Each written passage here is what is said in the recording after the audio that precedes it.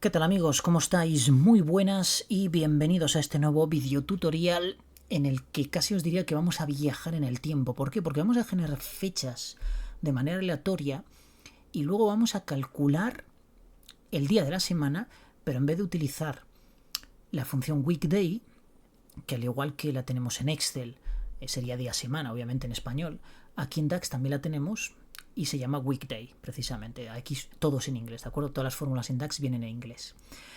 Vamos a prescindir de esa fórmula y vamos a utilizar el algoritmo de Seller. Entonces, para ello, lo primero que vamos a hacer es calcular pues, una serie de fechas aleatorias, pero sí teniendo en cuenta que hay meses que no todos tienen 31 días. Evidentemente no podemos calcular los días del mes utilizando como valor inicial un 1 y como valor final un 31, porque obviamente pues estaríamos cometiendo un error. Para ello vamos a utilizar la sección de consultas de DAX, ¿no? En vez de utilizar el informe y crear una medida, vamos a utilizar la sección de consultas de DAX, porque además quiero enseñaros esta sección porque es de las más importantes que tiene Power BI Desktop. Además la añadieron hace relativamente poco. ¿Y cómo podemos llegar a ella si no la tenéis aquí en este botoncito? Bueno, pues venís aquí a archivo, venís a opciones y configuración, opciones, os venís aquí a la sección de versión preliminar, características de versión preliminar, y yo que vosotros accionaría todas las checkbox que veis aquí, ¿de acuerdo? Os va a recomendar que reiniciéis el programa, por tanto tenéis que cerrarlo y volver a abrirlo.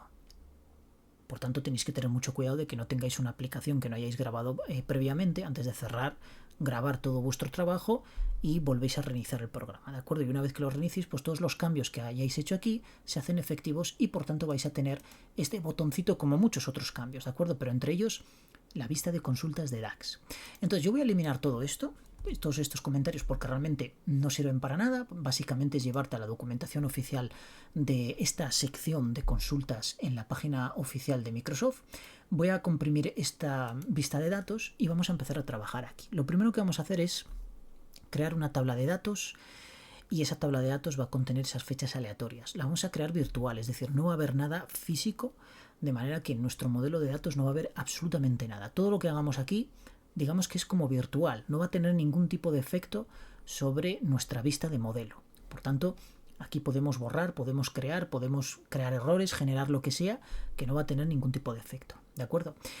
Primera restricción, para que esta vista de DAX interprete correctamente el código que nosotros vayamos a escribir aquí, tenemos que utilizar la palabra evaluate. Es una palabra reservada que es como si dijéramos inicia las consultas de DAX. Damos intro y automáticamente pues bueno, ya nos recomienda aquí incluir la función que nosotros queramos. Yo voy a anular esto porque voy a crear variables. Entonces, para crear una fecha de manera aleatoria, lo primero que tengo que calcular es el año en un intervalo que yo determine.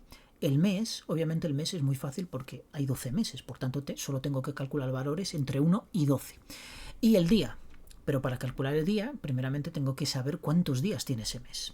Y si ese mes, y si ese año al que corresponde ese mes es bisiesto o no.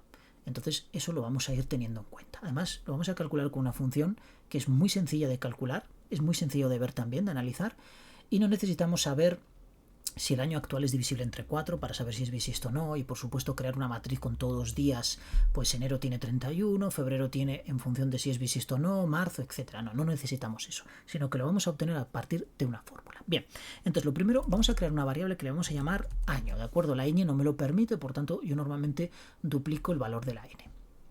Y a continuación vamos a utilizar la fórmula runBetween, que funciona exactamente igual que en Excel.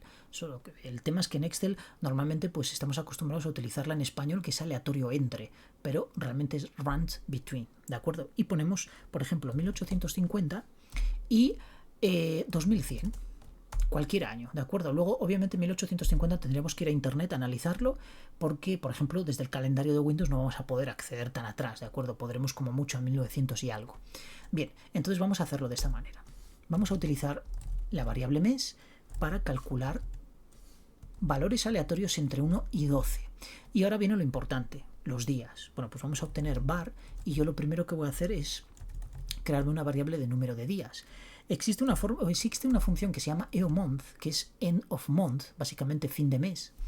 que me devuelve una fecha que se corresponde con el último día del mes que yo le indique. Entonces voy a crearme una fecha, que es lo que me pide como primer argumento, donde le voy a pasar el año, el mes y, por ejemplo, el primer día del mes. Y ahora a continuación me dice meses. Es un desplazamiento. Si yo pongo -1 y estoy en enero, me devolvería el 31 de diciembre. Si estoy en febrero, me devolvería el 31 de enero. Pero si yo pongo 0 y estoy en febrero y además ese año es bisiesto, me devolvería 29 de febrero del año que corresponda. Por ejemplo, 2024, que es un año bisiesto. Cierro, pero claro, yo no quiero, como esto me devuelve una fecha, yo no quiero la fecha, yo lo que quiero es los días. Bueno, como me devuelve el último día del mes, que se corresponde con los días que tiene ese mes, entonces simplemente lo tengo que extraer a través de la fórmula day. Y de esta manera tengo los números del día. Bien, para visualizar aquí los datos, yo no puedo imprimir una variable cualquiera. Tiene que ser algo que contenga una tabla. Es decir, no puedo... Esto contiene todo escalar, es un número, un número, un número. Si contuviera, por ejemplo, una cadena de texto, que se considera también escalar, o un valor booleano, tampoco me lo imprimiría, salvo que yo le dé formato tabla. Y eso lo podemos hacer utilizando, como hay variables, tengo siempre que utilizar la variable return para devolver el dato. Y a continuación utilizo select columns, donde le paso una fila y una columna, exclusivamente una matriz literal, de esta manera, y entonces ahora le doy ya nombre a mi columna y por supuesto le asigno los datos correspondientes. Por ejemplo, no sé, días, mismamente días, y a continuación le paso esa variable en un días. Entonces fijaos, si yo ahora ejecuto, pulsando F5 o haciendo clic en el botón ejecutar, me da un error, pero es ajeno al código que yo tengo. Si leemos bien, dice, las consultas evaluate de DAX solo funcionan en las bases de datos que tienen al menos una tabla. Claro, esto quiere decir que si yo me voy a mi vista de informe, fijaos que si me voy aquí a la sección de datos, no tengo nada. Entonces tengo que crear por lo menos un conjunto de datos. Bueno, pues si no quiero complicarme la vida importando datos a mi Power BI, lo que puedo hacer es venir aquí a introducir datos y darle simplemente a cargar una tabla vacía con los valores, con los nombres predeterminados que le proporciona Power BI, ¿de acuerdo? Que en este caso es tabla y es columna 1. Fijaos que aquí tengo mi conjunto de datos, que es una tabla vacía con una sola columna, pero eso está totalmente vacío. Pero es imperativo tener este modelo de datos para poder ejecutar mis consultas de DAX. Fijaos que si ahora ejecuto, pulsando F5, ahora sí que me devuelve 31. Si hago varias ejecuciones, pues me va devolviendo, bueno, 31, 30 y llegará a devolver 28. Fijaos, ahí pasó 28, ¿de acuerdo? Obviamente cayó en febrero. Perfecto. Ya tengo mi tabla creada. Bueno, no tengo mi tabla creada, realmente tengo pues unas variables creadas. Pero ahora voy a crear el día, por tanto tengo que utilizar random between y a continuación le voy a decir entre 1 y obviamente num días. Y ya tengo mi fecha creada, entonces yo podría devolver la fecha. Pero antes de devolver la fecha, entonces me voy a utilizar mi columna select columns, perdón, mi fórmula select columns, donde le voy a pasar una tabla que va a ser generada por esta fórmula, por generate series, que básicamente le voy a decir cuántas fechas quiero generar. 10, bueno, pues voy a crear una serie desde 1 hasta 10. Esta es equivalente, aunque la secuencia de Excel es bastante más poderosa que esta, porque esta no nos permite valores negativos, cosa que la otra sí. Si queremos valores negativos, entonces tendríamos que utilizar un select columns y hacer determinados cálculos. Sin embargo, con secuencia en Excel sí que nos permite, pero son muy parecidas, ¿de acuerdo? Básicamente, o la función range de Python son exactamente iguales. Bien, como quiero crear 10 fechas aleatorias, pues lo genero de esta manera. Y a continuación le doy un nombre a mi columna que va a ser fecha. Perfecto. Entonces, ¿ahora qué voy a devolver aquí? Bueno, pues utilizo return y devuelvo un date, que es una fecha, y le paso el año, el mes y el día. De esta manera. Perfecto. Ahora lo único que tengo que hacer es cerrar mi fórmula set columns. Puso F5 y fijaos que tengo aquí las fórmulas, las fechas creadas de manera aleatoria, pero en formato datetime. Y no quiero datetime, yo quiero date exclusivamente. Entonces, para que sea un date representado como día, mes, año, necesito la fórmula format y pasarle una cadena de formato. Entonces, día, mes en mayúscula, porque si no me coge los minutos. Te das cuenta que esto está en inglés, ¿de acuerdo? Hasta aquí cuadra, día, mes, bueno, day, month. Pero a continuación tiene que ser el año, que es year. Entonces se lo paso así. Pulso F5 y ahora sí que tengo mis fechas. Voy a subir esto un poco para que se vean las 10. Tengo 10 fechas creadas aleatoriamente entre los años y entre los años, los meses y los días que yo he elegido, que en este caso es aleatorio, ¿de acuerdo? Años obviamente entre 1800 que habíamos puesto, 1850 y 2100. Bien, a partir de aquí yo a esta tabla que he generado, le voy a añadir una nueva columna con add columns. Voy a tomar como primer parámetro que me pide la fórmula add columns, que en este caso es una tabla, y le paso esta que he generado yo de fechas. Y a continuación me voy a crear, pues obviamente, el día de la semana. Día-semana, ¿a través de quién? Pues del algoritmo de Zeller, que tengo esta fórmula y por tanto tengo que hacer caso a todas estas condiciones que me pone aquí. Sin embargo, cuando yo estoy calculando una nueva columna dentro de add columns, la tabla que tomo como referencia, todas las variables que he declarado dentro no me sirven, porque no tienen la cobertura, no tienen una cobertura global, de manera que yo pudiera acceder a ellas desde otra tabla. No. Aquí lo único que es visible es este campo fecha, que es el que devuelvo aquí. Por tanto, si quiero extraer el año, el mes y el nuevo día, pues obviamente tengo que volver a extraerlo otra vez. Y es lo que voy a hacer, ¿de acuerdo? Y no puedo extraerlas fuera, es decir, yo no puedo extraer esto fuera porque entonces me calcularía el año solo una vez y por tanto obtendría 10 fechas del mismo año y del mismo mes también. Lo único que cambiaría sería el día, lo demás sería exactamente igual y eso no me interesa. ¿De acuerdo?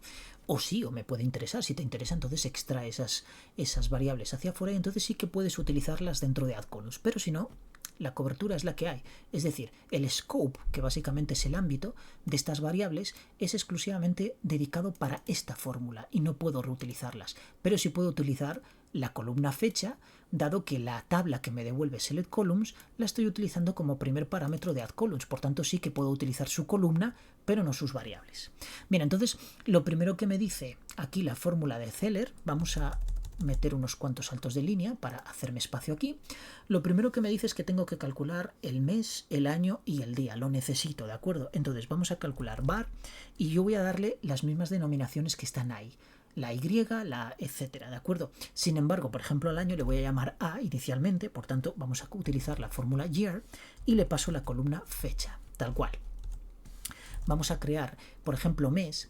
Como la M ya está incluida aquí dentro de las variables de la propia fórmula de Zeller, entonces lo que voy a hacer es ponerle un guión bajo, porque las diferencio de esta manera. Y vamos a utilizar month y lo mismo, fecha. A diferencia de día, que solo la utiliza una vez, entonces vamos a utilizar la D, ¿de acuerdo? Porque M obviamente no contiene el número de mes, sino que contiene, bueno, M guión bajo sí, pero la M que utilizamos en la fórmula de Zeller no contiene el mes, contiene una variante del mes, ¿de acuerdo? Que luego analizaremos. Y el día sí que es cierto que va a contener day y pasamos fecha. Perfecto, ya tenemos ahí. Entonces vamos a ir ahora revisando paso por paso las condiciones que tenemos que tener en cuenta para devolver el mes de la semana, perdón, el día de la semana correcto.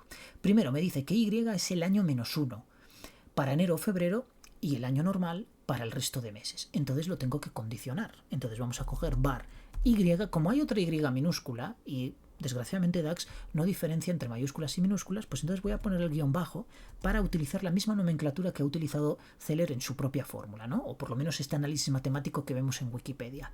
Entonces lo que vamos a hacer es utilizar un condicional y decirle que si m guión bajo es igual a 1 o m guión bajo es igual a 2, entonces devuélveme a menos 1.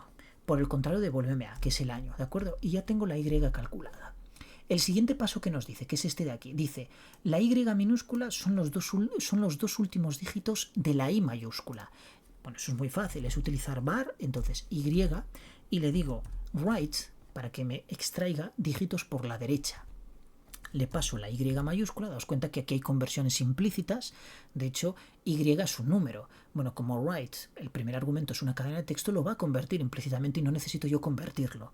Y le extraigo los dos. Lo mismo va a ocurrir cuando utilicemos Y en una fórmula matemática. Implícitamente DAX va a convertir ese valor de cadena, porque el write me va a devolver una cadena de texto, lo va a convertir a número y no voy a tener ningún tipo de problema.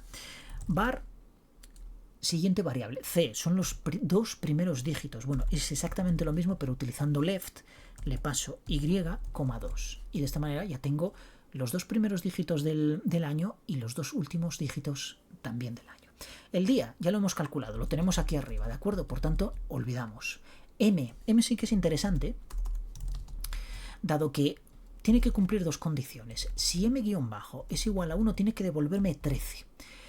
Si por el contrario m guión bajo es igual a 2, me tiene que devolver 14. Y por el contrario me tiene que devolver el valor de m, ¿de acuerdo? De esta manera. Es un doble condicional, de manera que como tercer argumento al primer if le pasamos otro if, ¿de acuerdo?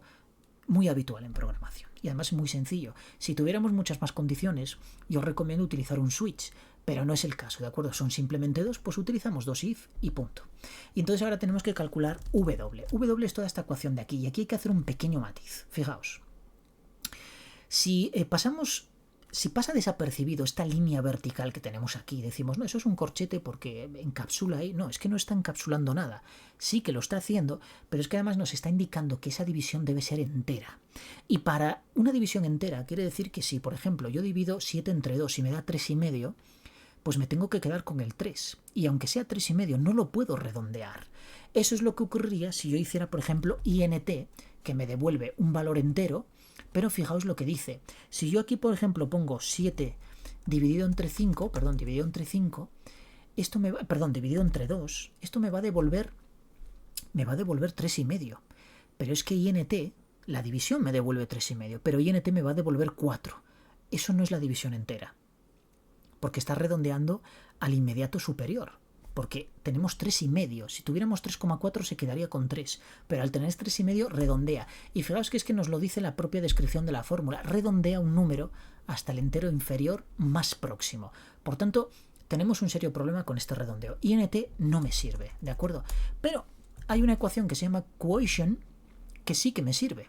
Entonces yo aquí voy a poner 13 por m más 1, que es la primera parte de la ecuación, y lo divido entre 5. Y fijaos que ahora mismo esta fórmula de aquí es exactamente esta primera parte que tengo aquí. Exactamente esta. Fijaos que si yo redondeo todo esto así, con mi pulso de casi muerto, pues obviamente estoy representando en esta fórmula quotient ese cociente de ahí. Y división entera, muy importante. Sumamos. Pues lo mismo, yo voy a poner aquí unos saltos, unos espacios para poner aquí la fórmula de nuevo quotient y divido lo que me dice ahí, I, 4. Perfecto, más otro quotient. Y en este caso es C, 4. Perfecto, más. Y en este caso tenemos D más Y, que ya lo hemos calculado antes, Y minúscula, menos 2 multiplicado por C. Todo esto ya lo hemos calculado antes, ¿de acuerdo? Todo lo tenemos aquí desglosado en diferentes nombres de variables. Que, pues, lo que he hecho es que la denominación sea exactamente igual que la de la ecuación para que no nos perdamos, ¿de acuerdo? Y esta ecuación ahora nos dice que tengo que calcular el resto de el resultado de esta ecuación dividido entre 7. Bueno, pues esto es muy fácil porque es utilizar mod y simplemente ponerle como segundo argumento el 7. Y ya tengo mi W calculada. Entonces, ¿qué tengo que devolver yo? Bueno, no voy a devolver W. Realmente yo lo que quiero devolver es el nombre del día. Para devolver el nombre del día, yo me tengo que crear aquí una variable que se llame, por ejemplo, día semana. Y voy a crear un pad. ¿Y cómo creo un pad? Es muy fácil, fijaos. Simplemente tengo que valorar cómo empieza a numerar la congruencia de Seller o el algoritmo de Seller, cómo empieza a numerar los días. Y nos lo dice aquí. Nos dice que el 0 es el sábado, el 1 es el domingo y así sucesivamente con el resto. Es decir, el lunes es el 2, martes 3 y así sucesivamente. Entonces yo tengo que empezar en sábado, tengo que continuar en domingo, tengo que seguir con el lunes, martes, miércoles, jueves y ya por último el viernes. Y de esta manera tengo mi pad creado, ¿de acuerdo? Eso sí, aquí ahora me da error porque tengo que poner un return. Y una vez que tenga el return puesto, pues entonces ya puedo volver aquí a este return y decirle un pad item, le paso los días semana y básicamente esto funciona como una matriz. Ahora tengo que ponerle el índice que quiero extraer. Bueno, los pad item normalmente se indexan siempre empezando por 1, ¿de acuerdo? Y digo normalmente hasta que lo cambien, pero bueno, no creo que vayan a cambiar esta fórmula. Pero de momento los pad item siempre se indexan empezando por 1, ¿de acuerdo? No por 0. Y sin embargo, el 0 se corresponde con el sábado. Pero dentro de mi pad se corresponde con el 1. Entonces lo que tengo que hacer es la W más 1. Y de esta manera ya lo tengo corregido. Perfecto. Cerramos add columns y ahora ejecutamos. Y si todo ha ido bien, me salen aquí estos días que vamos a comprobar. Por ejemplo, el 9 de abril de 2006 fue domingo. Vamos a verlo aquí. Fijaos el viaje que nos hemos metido hasta 2006. Pues vamos a 2006, pico aquí, me dice que es abril, pico en abril y me dice que es el día 4. Bueno, perdón, el 9. El 9 efectivamente es domingo. Ya me iba yo al 4, que digo yo, pues sí que ha salido bien. Pero tiene que salir bien porque lo he probado en varias ocasiones con diferentes fechas y todas las ha cuadrado. Vamos a mirar, por ejemplo, 1964, que nos queda mucho más atrás. Vamos hacia 1964 y nos dice que es octubre. Picamos en octubre y nos dice que es el 31 de octubre. El 31 de octubre era sábado. Fijaos cómo da sábado. Vamos a probar otra más. Por ejemplo, a ver, una que sea muy avanzada. Bueno, no hay ninguna. Vamos a refrescar. A ver, una más... No sé si estoy aquí. A ver, aquí. Voy a ejecutar. Vale, por ejemplo, mira, un 2050. Tenemos el 17 de diciembre de 2050. Dice que es sábado. Vamos al 2050. Nos vamos al 2050. Estamos en diciembre de 2050 y dice que es el 21. 21 dice que es miércoles. A ver, 21 es... No, 21 de diciembre de 2055. No, estábamos... A ver, 2050. 17 de diciembre de 2050. Efectivamente es sábado, ¿de acuerdo? Bueno, como veis, funciona perfectamente este algoritmo de Zeller. Esto está en Wikipedia. ¿De acuerdo? Toda esta información la tenéis en Wikipedia, tenéis que poner cálculo del día de la semana.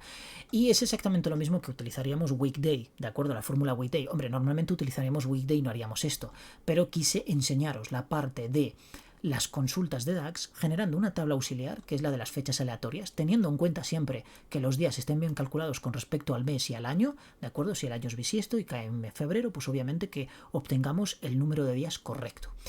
Además de eso, la utilizamos como argumento para add columns y calculamos el día de la semana a través del algoritmo de Zeller, que yo lo obtuve aquí. Es bastante interesante porque yo no lo conocía, este tipo de algoritmos, y la verdad que funciona muy bien porque obtienes exactamente el día. Yo estuve indagando y la fórmula Weekday no funciona con este tipo de algoritmos, ¿de acuerdo? Funciona con otro tipo de algoritmos, quizá más sencillos, pero sí es cierto que este funciona perfectamente y además es un ejercicio bastante interesante para practicar DAX y sobre todo este famoso quotient, que es la división entera de DAX. Muy importante porque si hacemos lo del redondeo este con INT o dejamos una división tal cual, no va a funcionar y por tanto nos va a dar resultados totalmente incoherentes con respecto a lo que esperábamos. Bueno amigos, espero que os haya gustado, que hayáis aprendido algo con esto. Como veis, la vista de consultas de DAX es muy interesante porque podemos probar primeramente nuestras medidas para luego poder aplicarlas en ejercicios prácticos reales. Si no la tenéis en vuestro Power BI Desktop, ya estáis tardando en ir a la vista preliminar y automáticamente activarla de ahí, ¿de acuerdo? Son funciones que va actualizando Microsoft sucesivamente, que tenemos que estar al tanto de todas ellas, porque la verdad que esto crece como la espuma. Por tanto, no nos podemos despistar y estar siempre al día de todas estas herramientas. Nos vemos en el siguiente vídeo. Adiós.